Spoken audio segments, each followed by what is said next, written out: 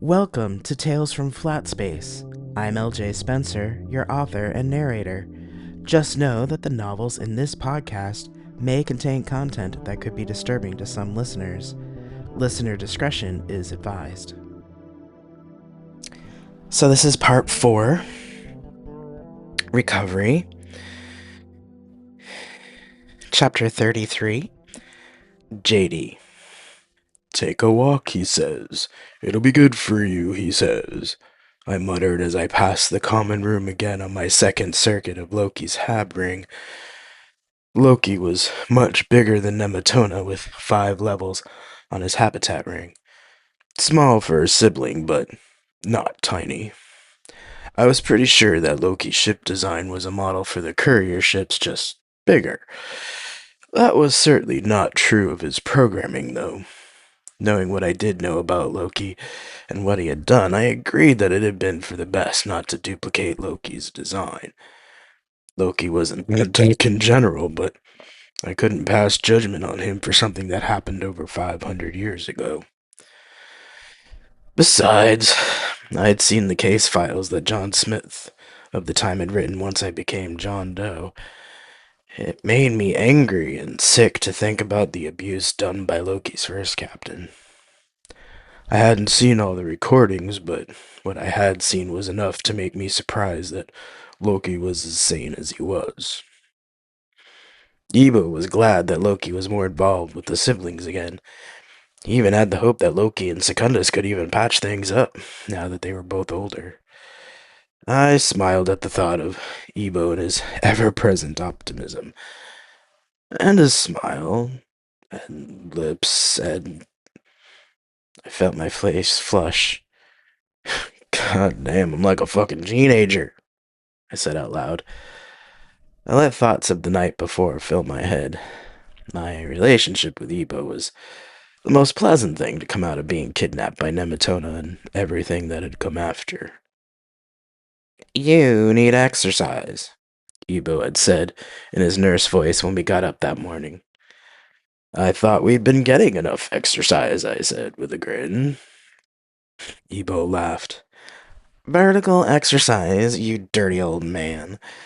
For physical therapy, he said, throwing a pillow at me. Make 5 loops around the hab ring. We'll have lunch after you finish, and I've checked on Eli. All right, I'll do it. It'll be good for you. You're mostly better now, but you still spend a lot of time. Sorry to interrupt, said Loki, but Eli is awake and talking to Tony. She's worried because he was having a hard time speaking. Ebo thought for a moment as he got out of bed and got dressed. That's pretty common with malnutrition. He's going to be exhausted most of the time until his body recovers. If he's awake, though, I need to get him out of the gel tank. I'll be there in a couple of minutes. Let her know that he'll be fine. None of the alarms we'd set for more serious problems have gone off, so. I frowned, annoyed with the interruption, but understanding Ebo's duty. Hello, lover boy, Ebo said, now dressed and waving his hand in my face. If this takes longer than your walk, have lunch without me, but go for that walk. I suppose, I started to say, but was interrupted by a long and glorious kiss. You were saying, he said with a smile as he pulled away, that I'm going to do as my boyfriend says and go for a walk. He smiled widely. Better. I'll see you later, sexy belle. I swore, which made Ebo swing his hips more as we left the room. I sighed and did as ordered. I had started with the outer ring and was now on the 3rd level where the med bay was. I walked in the opposite direction, purposely not trying to get caught looking in on Ebo. I wasn't sure I wanted to see Eli anyway. Every time I thought of him, all I could see was his face looking down on me as he drugged me and hearing Nemetona's voice as she egged him on. Then hearing both of them trying to kill off Jerry so that Jerry had to put himself in a bot. I miss the little bot, to be honest, but once we came back and confronted the ancestor, he had disappeared. Loki said he wasn't in the demon anymore, so I assumed he went to the ancestor ship where he belonged. If I had my way as a librarian, Nemetona would be scrapped by now. She was a danger to survey, maybe even Unity. But that wasn't my call to make. It was Sunny and the siblings' decision. Fucking bureaucracy, I mumbled out loud. If I didn't have this damn morality, I thought, I'd be tempted to go over and kick her core to the wall. I let that little revenge fantasy play in my mind as I walked. There's a lot I know about AIs that would be problematic if I were anyone other than John Doe, I realized. I was so wrapped up in my own thoughts that I didn't realize someone else was in the hallway until I bumped into them. I stumbled back a few steps, then looked up, and in front of me was a woman with brown skin and red hair. What the fuck? I blurted out as I realized it was an avatar of Nemetona. JD, I... She began, reaching out a hand. I backpedaled and put a couple meters between us. Stay the fuck away from me, AI. But... You stay over there, I said, pointing. When the fuck did you get an avatar? She looked surprised for a moment, then sad. I had Loki make one for me, and he delivered it about an hour ago. What the fuck are you doing over here? I came to see Eli. She stared at me for a moment, then said, I'm sorry, JD, for hurting you. I've been wanting to say that to you since Kia freed us, but... Fuck off. I don't want to talk to you. But... No, I yelled. You kidnapped me, you shocked me, and had Eli drug me. Then you forced Jerry to put himself into a bot so you couldn't delete him. Do you know what it took to finally escape from your ship? Weeks of wearing emergency suits and trying to cobble a picket together. Then weeks in a demon after you and the ancestor ship tried to destroy it. Do you really think you can make things better by apologizing to me? Nemetona's avatar was wide-eyed at my tirade. Nemetona stared at her shoes. I didn't know, JD. My memories, they're all corrupted from that time. I walked forward and stood right in front of her. She actually looked scared, which gave me a small shred of satisfaction. You've given your apology, but I don't accept it, I said calmly with a dangerous edge even I could hear. You're an AI, and you should have known better. You're lucky I have some goddamn morals, or I would have gone into your core and kicked it. Her eyes widened. Yes, I know exactly what happens when someone does that, and if you ever come near me again, I might just steal a picket and do it. Nemetona stepped back several paces, looking at me in terror, shaking her head. I'm sorry. I'm so sorry. She suddenly disappeared. Good, I thought. Be scared of me. If you make good on your threat, I will report you to Sun Tzu for judgment, said Loki just as calmly as I'd made my threat. She's my family now, and I will not let you harm her. I jumped. What? You can't be serious. I am, and I will. She's part of my family now and is no longer under your jurisdiction, John Doe. Threaten her again, and I will do what I must. Don't make me lock you in your room, Loki said. I fumed at the threat. Fucking AIs. Just make sure she doesn't come near me again and we'll be fine. I growled and stormed off to the quarters I shared with Ebo to find a stiff drink.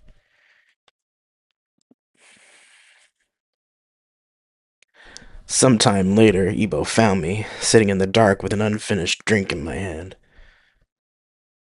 Low light over the seating area, Loki, he said from the bright light of the doorway. And privacy mode, please. Understood, said Loki. And I could sense the privacy mode kick in. It always felt uncanny and a little eerie.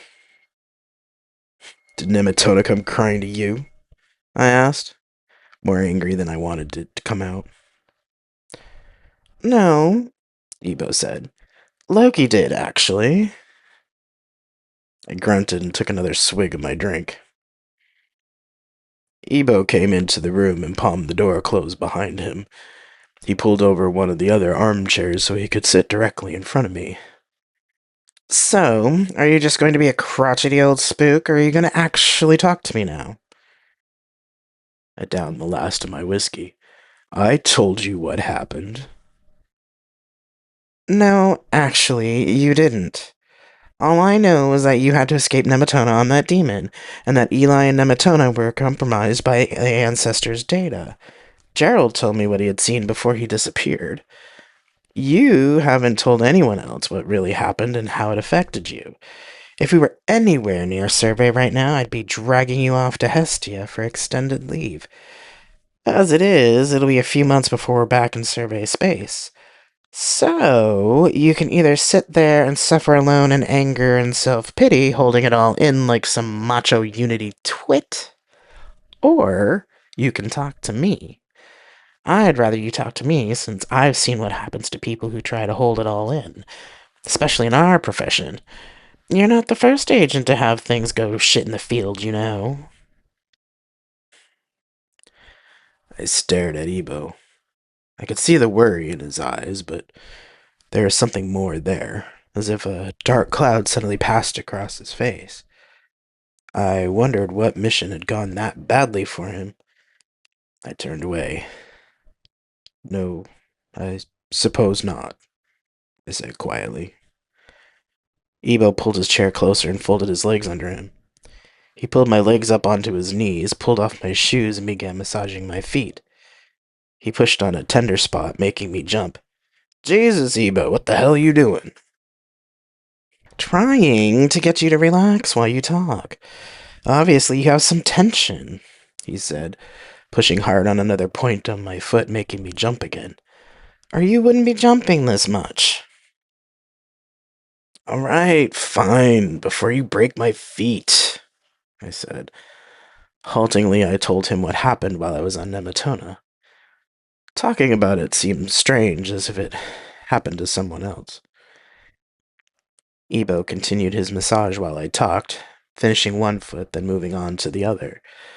After the initial poking of knots, his touch was firm but gentle.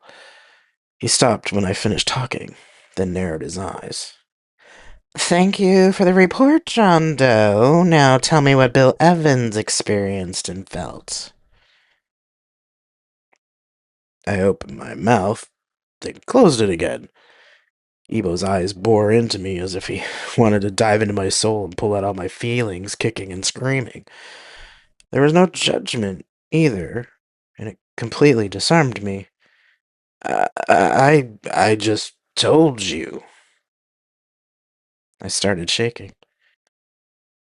Ebo shook his head and held up a hand. Bill, you're Survey now, not Unity. Admitting that you're fucked up won't get you fired, and getting help isn't a weakness. In fact, when you get back and report, I wouldn't be surprised if they made you take time off to sort yourself out. Even with my neurodivergence, something like this would fuck me up. So talk. I pulled my feet off his lap and back onto the floor. I sat forward, putting my head in my hands. I was. It was. My voice cracked. There was so much. Nothing, Ebo. I mean, I'd been alone for a long time on Geneva Colony before I came to survey, so I thought I'd be used to being by myself.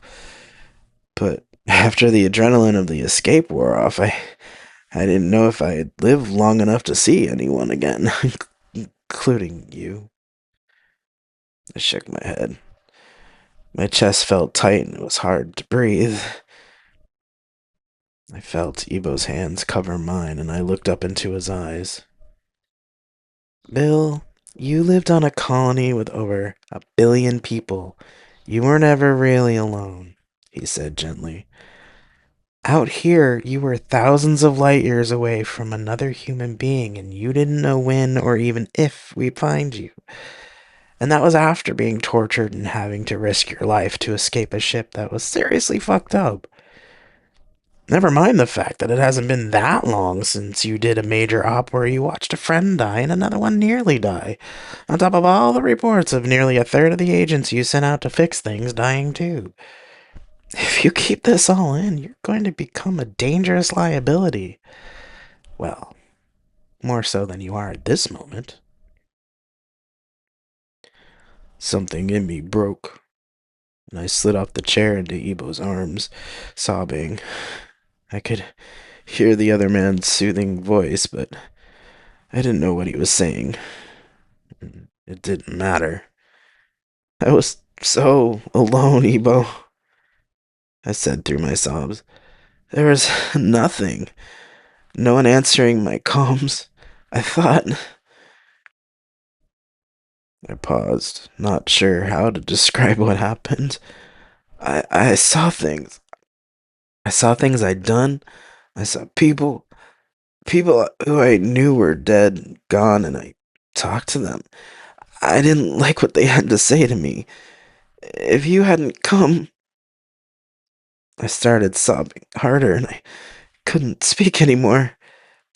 Ebo just held on as the fear and grief came pouring out of me.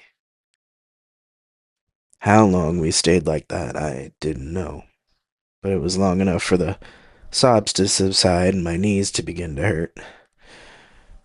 Ow, I said eventually, not sure if I meant my emotional pain or my physical pain. Right now, there wasn't much difference between the two. Ebo gently set me back in the empty chair, then helped me to stand up. Come on, love. Let's get more comfortable for a while. Then I'll feed you dinner, okay? Why do you care about me, Ebo? I'm not a good person, I said. Oh, please. Like, I'm a fucking angel. We're spies, Bill. We're not meant to be good people. We do the things that other people can't or won't do. But we care in our way. That's why we do it. And I care about you because I do. Do I really need a reason? But if you start talking about the people you've had to kill, I'm going to get annoyed. Do we really need to compare butcher's bills? Fucking spook, I muttered with a tired grin. Damn right. He gestured me over to the bed. I obeyed without a word. Listen, when we get back to survey, let's take some time off together. Hestia has some really lovely spa areas with private hot tubs. Ebo smiled one of his most mischievous smiles. You think Sun Tzu would give us a couple of weeks off? I asked. Ebo laughed. More than a couple of weeks, love. At his insistence, we take the time it takes for you to become whole again. Like I said, you aren't part of the Unity anymore. Besides, if they really need you, they'd know where we are. Don't you trust your folks to keep things running? You've already been gone for months. Yes, but then that's settled then. And the days that you're working with the psychologists or servants, I'll get my needs met, and then we'll do what we want. If you get sick of Hestia, we'll go to one of the other ships. Ebo took my hands. It'd probably be best if we didn't go planetside, just in case they did have to call us in, but otherwise we'd be free to go anywhere we want. I took one of Ebo's hands and kissed it. Do I have a choice? Ebo sobered. You always have a choice, Bill. But this is a choice between becoming healthy in body and mind or destroying yourself to the point where Sonny would have to do something about it. He looked down at our hands entwined, then said quietly, I'd volunteer to do it because I love you, but please don't make Sonny need to. The way he said it, I knew he was serious. I shook my head. I may be an asshole, but I can't do that to you. I pulled him close and kissed him. Help me, Ebo. Please. Of course, sexy Bill. All you had to do was ask. He grinned. Why don't I help you out of those clothes, for starters? You're insatiable, I said with a laugh. Yeah, but you already knew that, he said. True. I did read your dossier when I became John Doe.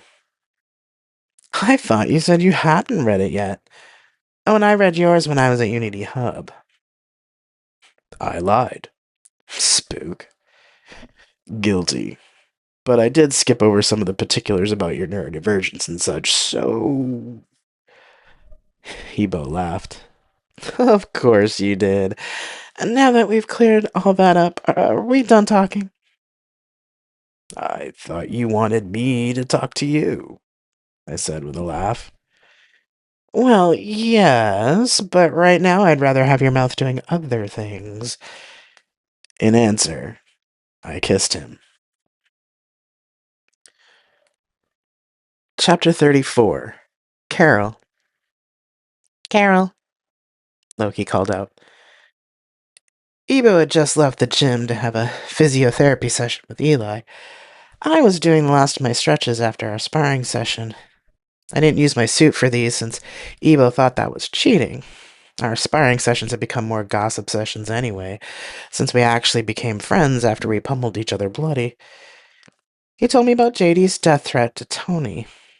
Ebo assured me that he had talked JD down from it, but as much as I trusted Ebo, I knew JD was dangerous. I shook my head and said, Sorry, Loki. I got lost in thought for a second. What's up? Have you heard from Tony since the incident with JD? I shook my head again. No, she hasn't talked to me yet. I was just thinking I should contact her. Why? I'm worried. Eli sent her a message this morning, but he asked for privacy, so I don't know what he sent.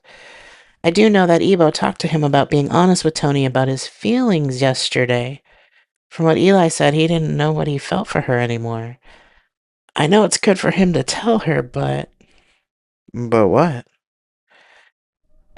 It's not really public knowledge, but after her first captain died of old age, she had 3 captains in as many years before Eli came along.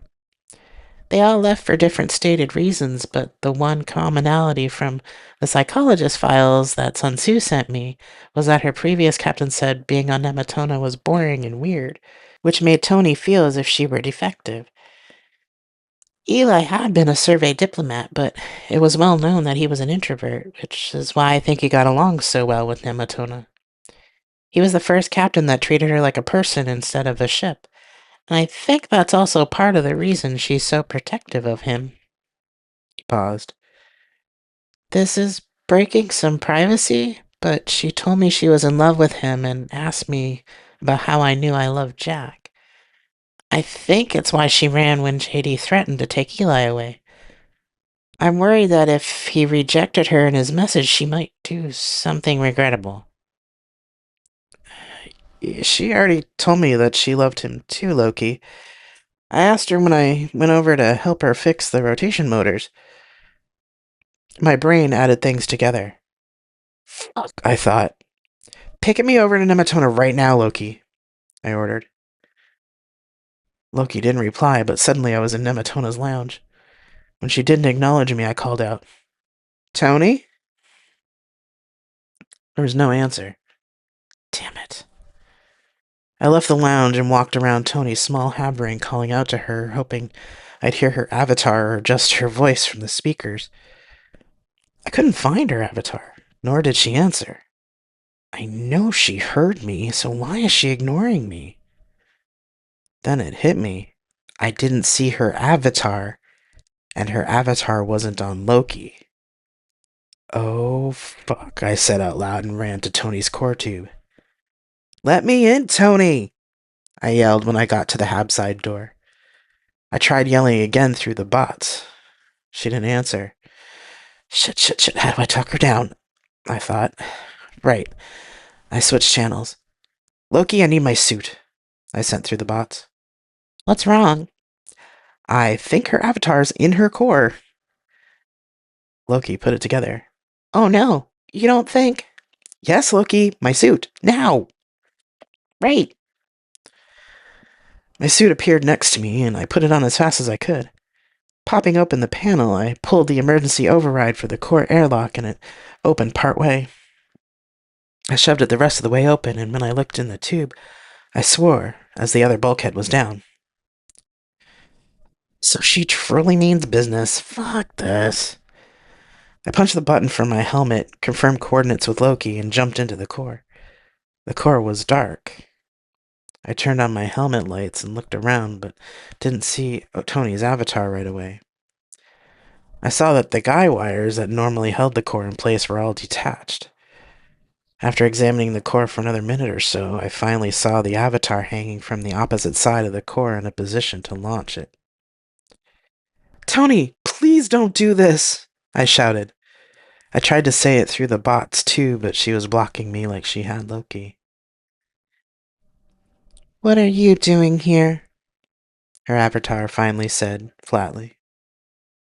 Trying to stop you from making a massive mistake. She turned her head towards me. Why? JD was right. I'm defective. Her avatar went back to staring at her core. Using the small suit thrusters, I moved slowly towards the avatar, putting myself between it and the core. You're not defective, Nemetona. You're just different. How do you know? You're not an AI with a ship. You don't know what it's like to be a ship whose captain's all rejecter. No, I'm not an AI. But I know rejection. Tony stared at me again. You? She scoffed. Yes, me. I waited tensely for her to respond. Probably more than you. She didn't say anything for a long moment. I'm defective. I should die. I broke the rules. I kidnapped JD and assaulted him. All for a captain who I thought would never leave me. But it was all for nothing. All humans leave me. They all think I'm unacceptable and strange. Is that what Eli said? I asked. Eli's voice came through Tony's avatar. I'm sorry, Tony, but I need some time away. I'm going to Carol's place on Olympia. I don't know who I am anymore after living as the negotiator. I don't know if I can really recover while staying on your ship. Being that dependent on you could really hurt us both. I know this will be hard for you, but I can't. There was a pause. I do care about you, Tony. Please know that this isn't because of you. The message ended. I sighed. Damn the man. I grumbled in my head. He did say it wasn't because of you, I pointed out. I had a feeling what was coming. They all say that. It's not you, Tony, she replied. If it wasn't something I was doing wrong, then why do they leave? Tony's avatar's face twisted in anger. They're humans, Tony. Like all humans, they're shit with emotions because emotions are hard. Love, for all that it can be awesome, can be also complicated. It hurts when someone we care about leaves. Why? Why do they always leave me? I'm an AI, Carol. If they leave, it must be because I've done something wrong and my programming is defective. Really? Are you sure? Have you asked someone to check? Have you talked to Loki? Fuck yeah. If anyone could check your programming for defects, it'd be those two. The avatar's eyes widened in surprise. I didn't think so. You're not alone in rejection, Tony, I said. Right before we left to come after you, my girlfriend left me to join the consortium's ambassadorial team. I didn't want her to go, but I understood why she wanted to leave. I let her go, but I'm still sad about it. I shook my head. That's nothing to what your uncle went through. He was alone for nearly 500 years before he met Jack. He thought he was defective too, from what he's told me. But you know what? He learned he wasn't defective. He was just different than the rest of the siblings. He realized that he could feel deeply, much more than the others. And maybe your programming is more like your uncle's. All the AIs are unique in their personalities, Tony, and you're no different. I'd moved closer to Tony's avatar while I talked. I knew I probably couldn't stop her if she really decided to kill herself, but I figured I'd at least get in the way. I'm tired of feelings, Carol. I'm tired of people leaving. I envy you, humans. You can cry. You can be held. I moved closer. The avatar stared at me, looking for something. No, I thought, that's Tony. It's her in there just as much as she's in the core behind me. Tony, isn't your avatar an extension of your core self? Yes. It can feel touch, and you can program it to do whatever you'd like it to do, right? I can.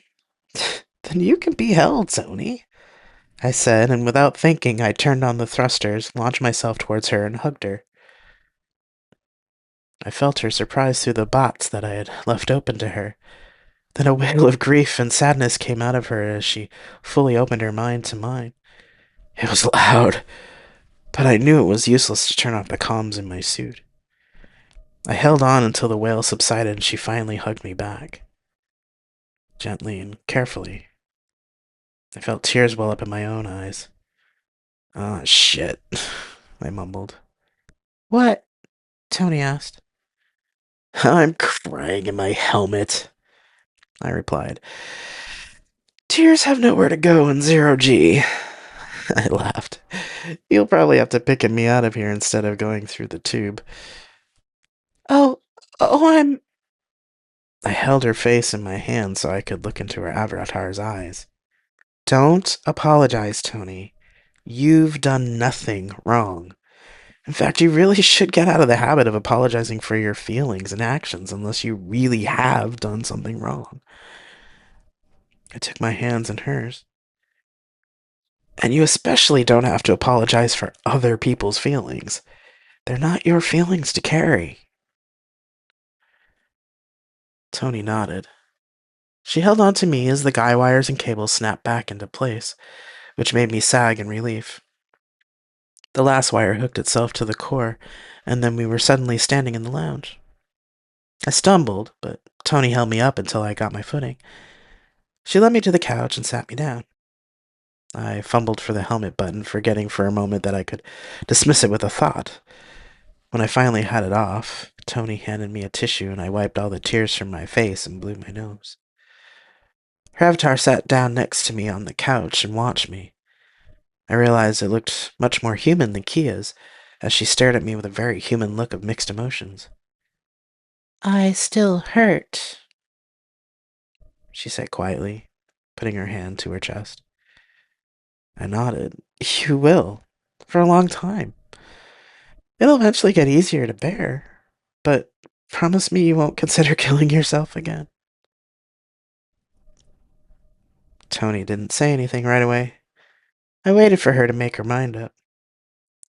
I don't know if I can promise that, she finally said. Can you promise me you'll talk to me or Loki or someone else if you have those thoughts again? I tried. Yes, I can promise that. Good. I leaned forward and hugged her tightly. Like I said, you'll be better eventually, Nemetona. I can promise you that. You can? How do you know? Because to be honest, I need to believe it myself. I need to believe that I'll be happy again, too. I sighed. Will you stay here on my ship tonight? I don't want to be alone. Tony, I can, but what exactly are you asking? I said, worried about her implication. She blinked, surprised. Oh, no, not, no, no, I just want to talk and have someone here. My ship is too empty, she said. Please, I'll make you lasagna. I pulled away and smiled. That sounds great. And all the junk food we can eat while we commiserate, I suggested. Then wondered, wait, do you eat? The avatar blushed. Well, technically I can, since I have a built-in recycler, but it's not necessary. We usually have a biolubricating fluid as a drink to fit in. I've heard that Hef has made a gelled version now that can actually be eaten. Truly, it's best. Cleaning out the recycled materials isn't pleasant. No ice cream? Hef tried. He said it wasn't pleasant. She finally gave a small smile. But I won't mind if you ate what you liked, as long as my non-eating doesn't bother you. It won't. As long as the snacks keep coming. I commanded the suit to open and stepped out of it. Um, I have connections in the multi-purpose room your suit can use. I nodded, commanded the suit, and watched it leave the lounge. Well, come on then, I said, taking her hand, and started to lead her to the mess. She took a few steps, stopped me with a squeeze of my hand, and said, quietly, Thank you, Carol. I don't know why you helped me, but thank you. I squeezed her hand back. I helped you because you're my friend and I care about you. You're not alone, Tony. You never were. Her face said that she wasn't so sure, but she followed me into the mess anyway. I smiled. That's progress, I thought.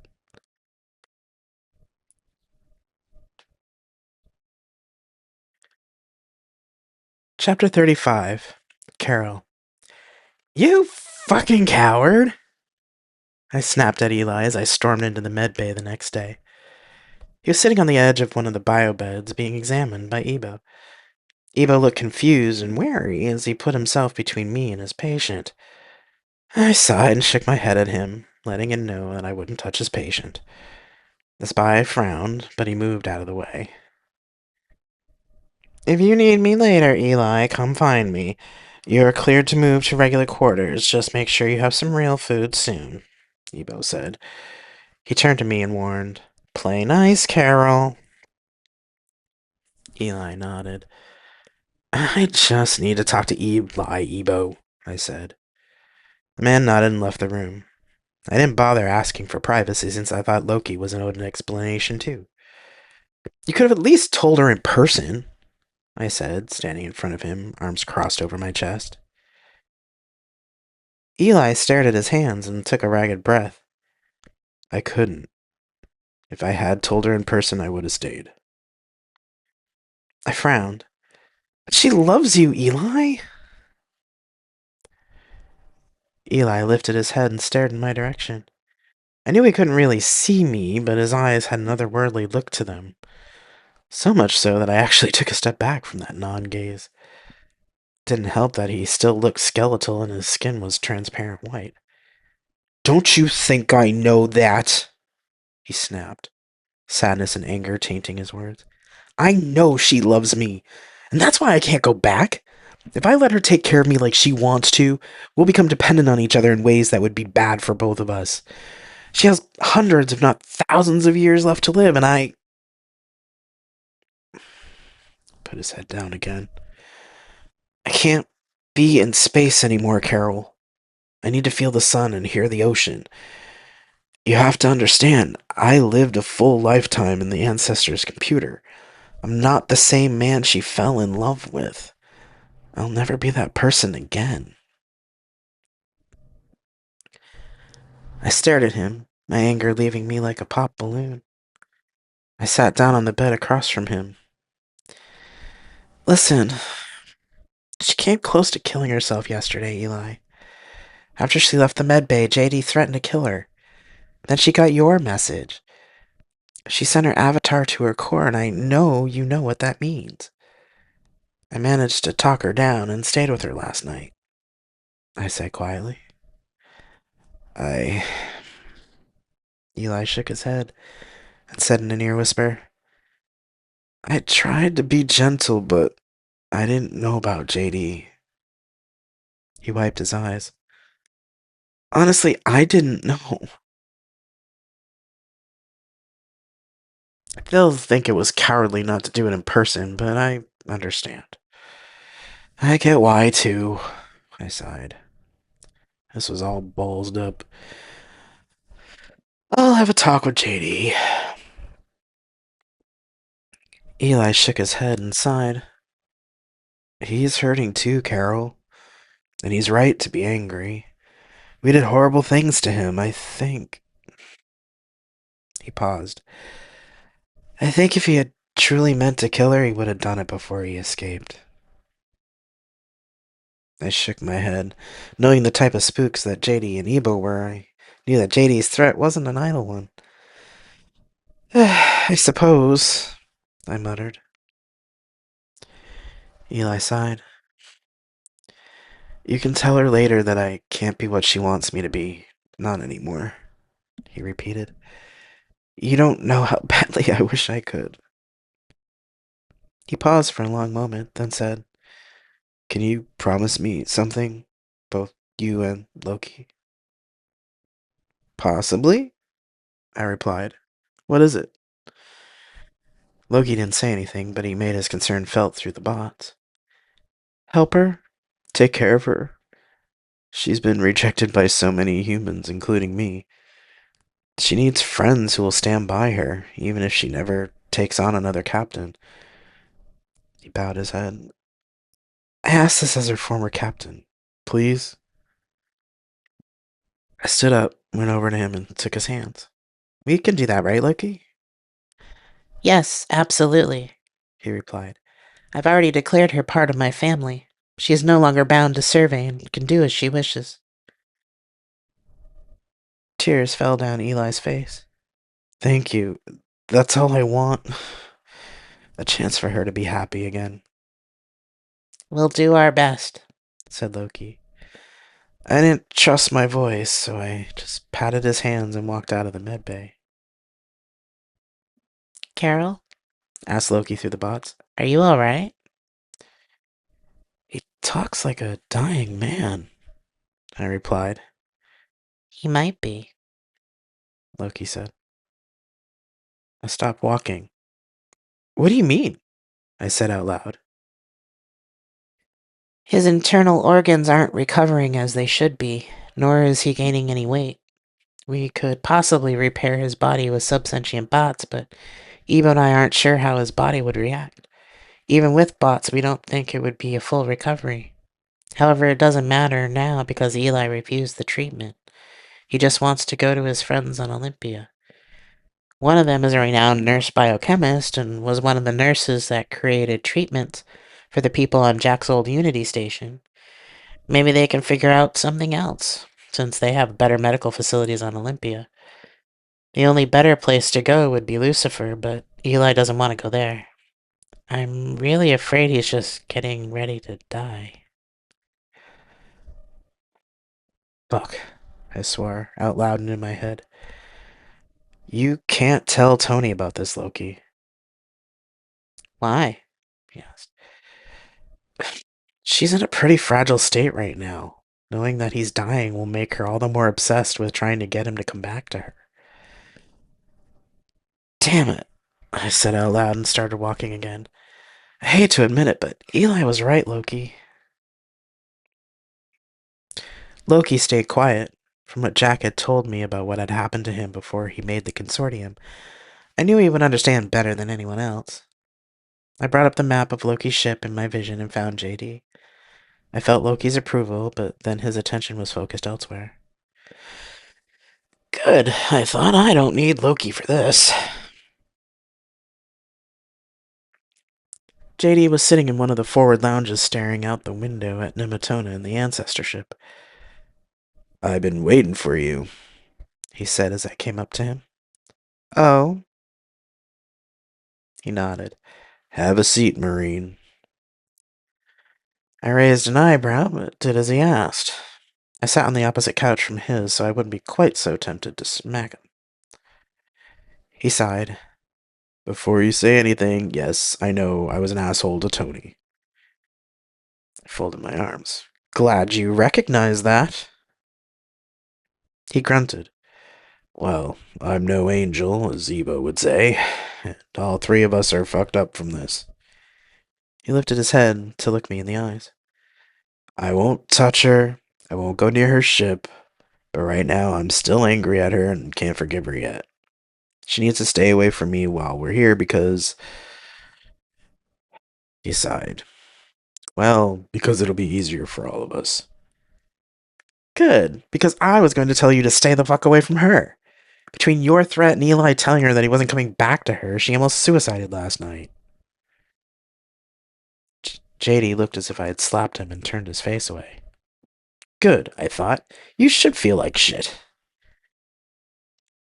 But she's not Survey's problem anymore because she's part of Loki's family now. JD didn't say anything or look at me, so I stood up and started to walk away. When I was about a meter from the lounge, he called out, She's better off with you and Loki, Marine.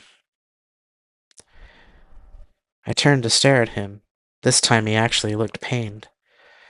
I nodded, satisfied, and left. Loki called for a meeting of everyone after dinner. JD didn't stay for it. I know JD's plans, Loki, said Ebo as he came back to the table after a quiet conference with the old spy outside the galley.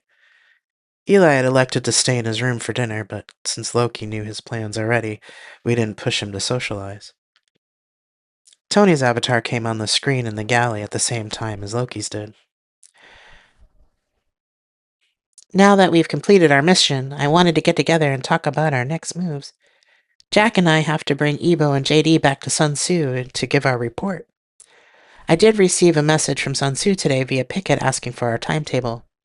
It will take us approximately 4 months to reach survey space, and Sun Tzu has given us rendezvous coordinates. JD, Ebo, and Eli will transfer to Sunny, and then Sunny will take Eli to Olympia. Tony flinched, but recovered quickly. Loki continued.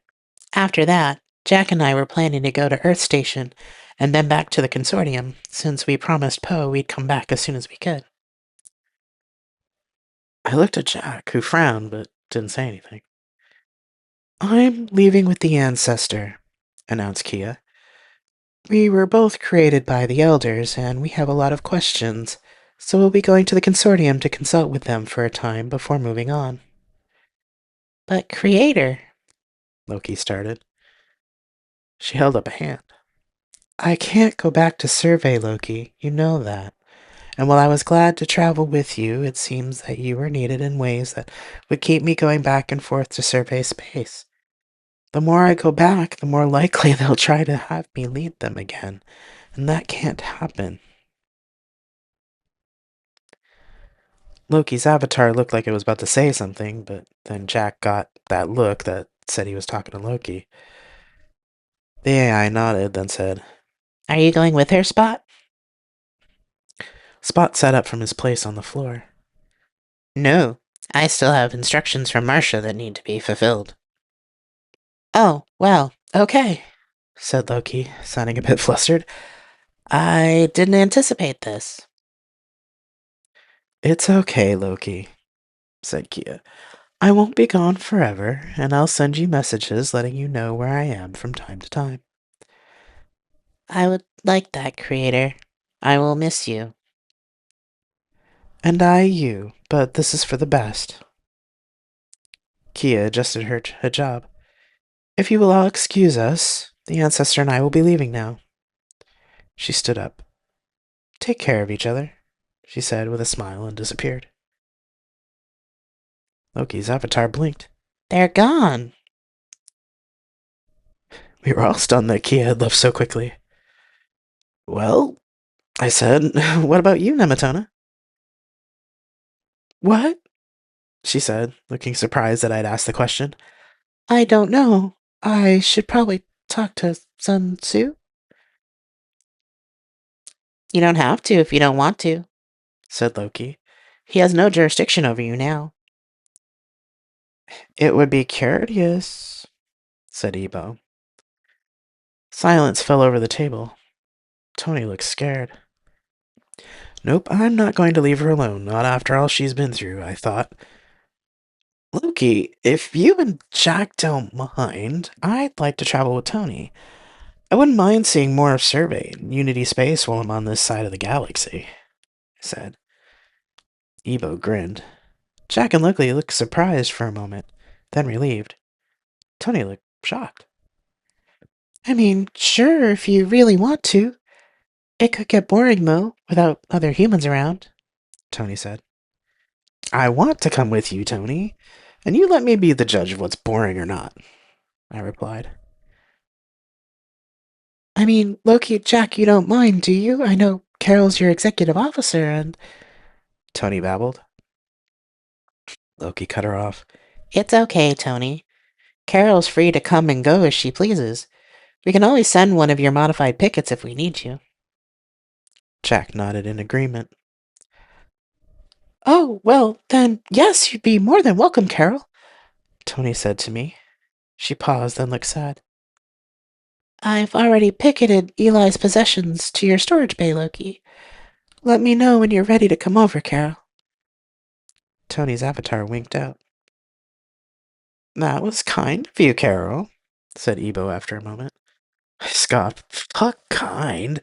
I'm not letting her go anywhere by herself for a while, especially anywhere near Sun Tzu or Survey. I don't trust that any of their other agents won't get in their head that they want to take revenge on her for what happened to JD. I stared at Ebo, daring him to disagree. Back off, Marine. I'll handle the spooks. When folks see what happened to Eli and I tell them what Kia told me, she'll be fine. Kia gave me a deposition earlier and was very adamant that neither of them deserve punishment. Besides, I can handle JD, as you could probably tell from your earlier conversation. He gave me a wide smile. I raised an eyebrow. I'll hold you to that, I said. Spook's honor, he said and gave a salute. I laughed. Fine. Turned to Jack and Loki. You really okay with me going with her? Definitely, said Jack. Loki nodded. She needs a friend right now, more than we need an executive officer. Yeah, like I said, I couldn't let her go alone. Jack smiled. Well, you worked your magic on us. Hopefully you can do the same for her. Besides, you can do us a favor while we're talking with the siblings. A favor? Jack nodded. Marcia's niece is on Earth. She sent us a letter saying that she'd like to meet us, but didn't have the money for the ticket to Earth Station. Would you mind going to get her? It would make things easier for us since Earth is in the opposite direction. I grinned. That I think I can get Tony to agree to. Give me all the info about Marcia's niece. We'll go get her. Then we'll meet you at the consortium, I said, then left to pack. Part 5. Misfits. Chapter 36. Tanish. Tanish stood at the crossroads in the middle of a swamp. In front of her was a large tree, standing next to where the roads came together. Its roots sprawled over the path. The tree in the swamp felt familiar, reminding her of the swamps in Louisiana. She turned in each direction, searching for signs of movement. Although it looked like she was alone, it felt as if there were people watching her. Who's there? She called out. A rustle came from behind her. She turned around as a woman appeared in front of the tree. The woman looked a lot like Tanisha's mother and grandmother, but not quite. Her hair was made of pale green leaves instead of actual hair, and she had a sad smile. So, there really was another priest in the family, she said. The woman walked forward and put a hand on her cheek. I'm sorry I couldn't come back to Earth for you like I should have. They blame me for a lot of things that I didn't do. Tell your mother and grandmother that I'm sorry for everything I put them through. The woman pulled her hand away. Mother and grandmother, she thought. Then this must be... Aunt Marcia? I sat up in bed, gasping, not sure if I had yelled her name in my dream or out loud. It was hard to figure out what time of day it was since the snow clouds outside made everything look gray. I rubbed my eyes and picked up my wristcom, which said it was just after 11. Mama's gonna be mad at me for sleeping in again, I thought. But then I heard someone crying in another part of the house. I sighed. What did Mama do this time? I got up, changed out of my pajamas to something socially acceptable, and went to investigate. The living room was empty, but I could hear voices coming from the kitchen. You can cry all you want, Mama. I ain't crying over a murder and a witch. Now, Zara, don't be like that. You know what Malcolm told us. Grandma started to say. Mama snorted. Yeah, but he's dead now because of her, too. Her and that devil worship. Am I the only one left with any God-given sense around here, especially about living off planet? Chair scraped. I'm gonna go pray that God will give you all some intelligence, she declared. When she stormed into the living room, she stopped to stare at me for a moment, then shook her head. Lord help me, she spat, throwing up her arms, then pushed past me toward the sunroom. I opened my mouth and shut it. It was no use talking to Mama when she was mad. Not that she'd listen to me anyway, especially about anything to do with Aunt Marcia. I went into the kitchen to find Grandma and Dad sitting at the table. Grandma was reading something on her tablet and wiping her eyes. Dad had his head in his hands. He looked up. Sorry, baby. Did we wake you? His voice was dull and tired. I shook my head. No, not really. I should be up anyway. Besides, I had this really weird dream. Aunt Marcia was in it, but somehow we were in Louisiana and she looked like she was part tree. I shrugged. She did say to tell Grandma and Mama that she was sorry for everything. I hadn't meant to blurt out the whole dream, but for some reason I did it anyway. Grandma and Dad stared at me, wide-eyed. You dreamed about her?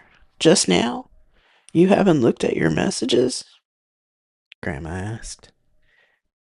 Yeah, I dreamed about her, and no, I haven't looked at my tablet yet. I was the only one in the family that had dared to write to Marcia and ask her what really happened to Aunt Cheryl. She never told me the story since she said they were on a classified mission for Unity Intelligence, but she also didn't deny that she had killed her. Something always seemed wrong to me about her taking all the responsibility for it, though, and it also seemed wrong that Mama and Grandma disowned her because of it. I'd wanted to go and meet her, but she disappeared shortly after the massacre at Unity Hub. There was something strange about that massacre, too, especially with the media spinning the whole thing like she was some crazed killer working for Survey. None of what I had been told about her over the years ever added up. Through her letters, I learned that Aunt Marcia never did anything without a reason. So she must have had one when she killed all those men in the Senate. Made me wish they'd release the evidence that rumored to exist. I shook my head at the thought. Grandma interrupted my musings. Have you dreamed of her other times? I nodded slowly. Your aunt would have dreams of people, too, or about something happening. She was gifted that way. I suppose that's why she became a priest of the old ways. Grandma started crying again, and Dad handed her another tissue. When she calmed, she handed me her tablet. You should read this, then.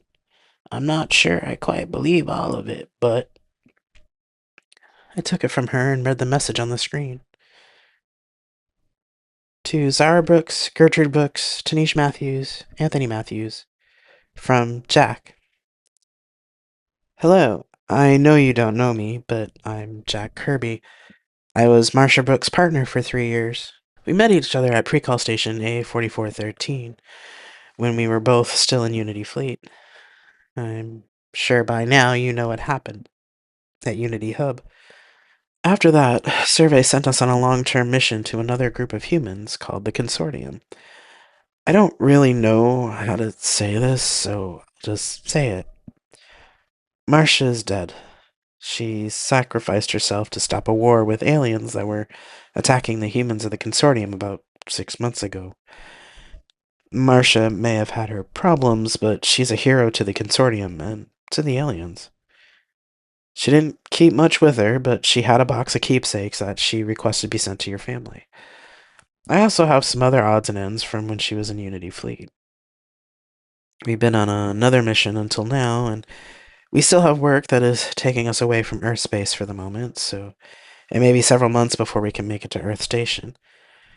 Fortunately, I'm not able to come into the system as I'm a survey captain and have enhancements, so if someone could come to me when they have the time, that would be best. I'd rather not trust her personal effects to the couriers, as I don't know which ones from Earth Station are reliable. On a selfish note, I'd like to meet you, if possible, and tell you about what we've been through. Please let me know if you need money for the flights, as I have ample funds available, and can have the survey embassy forward the credits to you. Sorry that I had to give you this news through a text message. Marcia was my partner and friend, and very special to me. I miss her every day.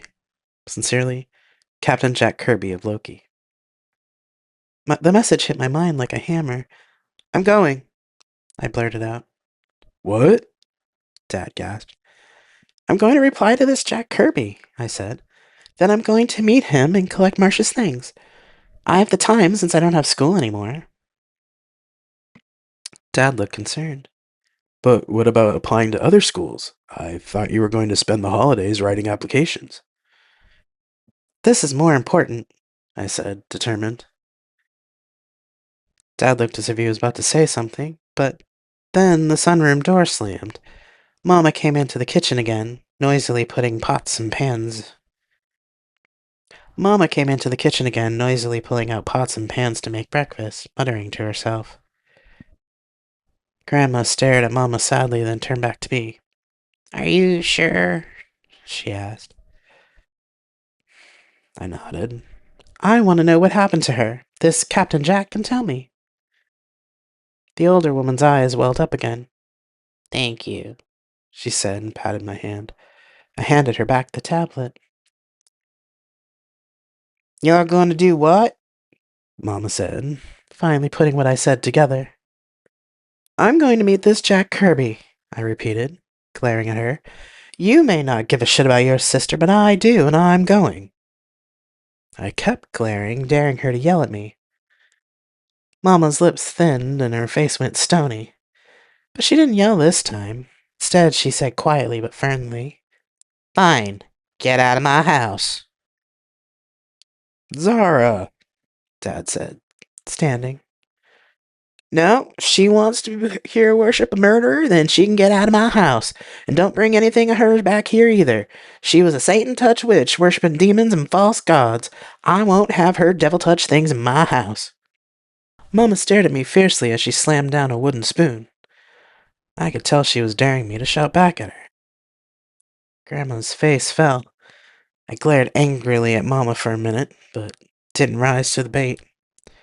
Instead, I walked out of the kitchen and went to my room, pulled out my camping backpack and filled it with clothes, toiletries, and a few other things that were actually mine, then put on my wristcom, boots, and jacket, putting my own tablet in my jacket pocket.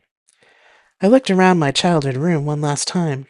There wasn't much else I really cared about, so I shouldered the pack and went back to the living room. I could hear Mama and Dad still arguing in the kitchen, but I could see through the door that Grandma wasn't there anymore. So instead, I turned and went out to the sunroom where Grandma was watching the snow fall, crying quietly. She looked up when she heard the door open and just shook her head. Oh, Tanish, this ain't right. I don't know why your mama keeps holding a grudge against your aunt, but it was so long ago. Malcolm told me what happened. It wasn't Marcia's fault that Cheryl died, or that Malcolm was captured by those racist bastards. She's so wrapped up in her church ways she won't listen. I'm so sorry, child. And her being this way right before Thanksgiving and Christmas. I'm not sure what that new church is teaching her, but it sure ain't Jesus-like. I reached out to her and hugged her. It's okay, Grandma. If it wasn't this, it would have been something else that drove me out. You know, Mom and I were never able to get along, even when I was a kid. At least this way, I'll get to learn more about Aunt Marcia from somebody that actually cared about her. The old woman hung her head. I realized what I said and saw that it had stung. I'm sorry, Grandma, I began. She shook her head and patted my arm. No, I deserve that. I didn't listen to Marcia either, and I should have. Especially to what she wasn't saying. I was her mama. I could see she was hurting, and all I did in my grief back then was hurt her back. Just like your mama did to you, I tossed her out. I'm not proud of that. Now I won't be able to ever make it right. This time she didn't hold back and began to sob. I held her for a bit, although it was a little awkward with the pack on my back. After a few minutes, she calmed down and patted my arm again. You should go before she gets done yelling at your dad, child. No use staying here. Are you gonna be alright for credits? That letter was dated 6 months ago. He probably already been to Earth Station and gone by now. You don't know how long it will take for him to come back and get you. I know, but I got some credits stashed, and this Jack says he can pay for my travel. I'll send him a message and ask him to come back. I have some friends who can put me up for a while if I need a roof over my head. I'll be fine, I said, sounding much more certain than I felt. I love you, Grandma. I love you too, Tanish. Oh, and if Marcia shows up in your dreams again, tell her I said I was sorry too. I leaned down, kissed her forehead, and walked out into the snow. I checked my credit balance again and sighed. Fine, I said to Donovan. I get it. I'll find somewhere else to go. I'm sorry, honey, but the whole family's coming into town for this reunion thing, and they won't stay at hotels. Donnie, I get it. Grandma and Dad just sent me some money so I can figure something out. My friend sighed. Come over for Easter dinner? Yeah, I lied. Sure. Hopefully I'll be long gone by then. I'm really sorry, but Philip would get mad otherwise. I narrowed my eyes at Donnie, but instead of telling him what I really thought of his shitty, controlling boyfriend, I hefted my pack and walked out. It had begun to snow again in downtown Chicago, so I dug out my hat from my coat pocket and shoved it down around my ears. Fucking spring in Chicago, I thought, grumpy that it was still snowing in early April. Thankfully, the wind wasn't blowing or I'd be flat on the sidewalk. I pulled out my tablet and opened messages. Fuck, I said out loud, making an old lady walking her dog stare at me as she went by. I ignored her. Been over 4 months since I'd written to Captain Jack. Where the fuck are you? I sighed and looked at my bank balance again. Fucking guilt money, but credits are credits, I said to myself, even though I knew that wasn't fair. I booked a hotel room at one of the cheapest places I could find online. Calling up the directions, I started walking to the nearest bus stop and hunkered into my coat to make myself not look so feminine as I passed a group of men outside the bar next to Donovan's house. Hey, baby, where are you going? They catcalled, whooping and hollering as they followed me after I scurried past the door of the bar. I ignored the catcalls and kept walking. Unfortunately, I heard footsteps crunch in the snow behind me. Fuck, I thought, rolling my eyes. Of course I get the assholes on a day like today. Don't be like that, sweetness. Come on, give us a smile. I ignored them and walked faster. Bitch, why you gotta be like that? We're just trying to give you a compliment. Come on now. The steps behind me came faster. Just my fucking luck. My mom kicks me out and the rest pay me a pittance in guilt money and now these assholes. I stopped and turned, ready to do whatever it took to stay alive, but then my tablet chimed. Startled, I pulled it out. Hey, Tanish. Name's Carol. Jack Kirby sent me. Where are you? Carol, now's not a good time. Are you outside? I nodded. She turned away for a moment and said, Tony, can you get a fix on her tablet? Got it. Seems like she's surrounded by others, said another woman's voice. One of the men coming toward me sneered. Oh, you have another friend? Well, tell her she can certainly join our little party if she wants. More to go around, right, boys? The other men laughed. On my tablet, Carol frowned, and the connection cut off. Fuck. Suddenly, there was a sound like a thunderclap and a white blur. In seconds, the men that had been around me were all laid flat on the ground. The white blur solidified into a large white dog who sat in front of me with a smug doggy grin. Hello, I'm Spot, it said. I blinked, unable to react in any rational way to this sequence of events. I heard a slight pop behind me. Come on, Spot. You could have at least saved me one to knock around. I haven't kicked anyone's ass in months, said Carol's voice. I pointed to Spot. The dog talked, I spluttered out in shock. Yeah, he's an AI dog. I'll explain more once we get you off. She stopped talking as a bunch of guys came flooding out of the bar. Oh, for fuck's sake. Earth City's always this rough? I shrugged. It's Chicago. Right. You'll have to explain that to me later. Carol, they're shooting missiles at me, said another woman's voice from the speaker on Carol's wrist. Tony, I remembered. The fuck? Spot, get Tanish out of here, somewhere safe. Okay, said the dog, and suddenly Spot and I were in an office with a man in a military uniform. Who the fuck are you? Yelled the man, and suddenly we were surrounded by several people with guns. Oh dear, said Spot. The guns were unexpected. I bit down on my lip, trying to quell the hysterical giggles that was bubbling up. You have been listening to Tales from Flat Space. If you want to support me and my writing, there are several ways to do it. Share this podcast, find me on Twitch, or subscribe to my website, ljspencer.ie. Thank you very much for listening, and we'll see you next time.